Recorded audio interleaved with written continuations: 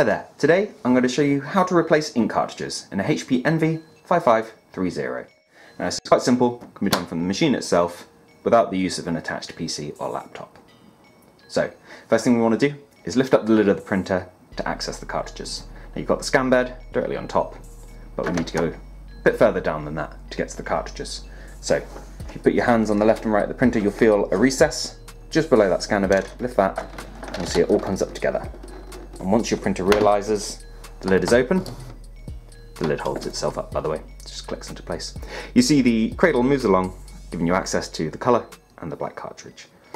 So to get our desired one, just get your finger underneath the little clasp here, lift it, pops up, and also offers the ink cartridge to you a little as well. Let's take that out. Pop in your replacement cartridge. When it's roughly in position, you see that bit stood slightly more upright when it was there.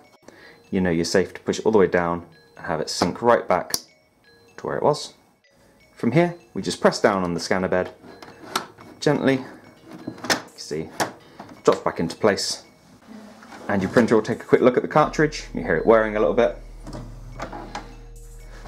and hopefully the home screen of your printer is looking like this, indicating that your printer is perfectly happy with the ink cartridge and allowing you to carry on. If you want to double check everything's been read, you can always click the ink icon there. You've got representation of the estimated ink levels of the cartridges too. But that's all there is to see. Thank you for watching. If you found this useful, please do let us know with a like. If there's anything else you'd like to know, please do let us know in the comments. Otherwise, thank you for watching, and we'll see you next time. Take care. Bye bye.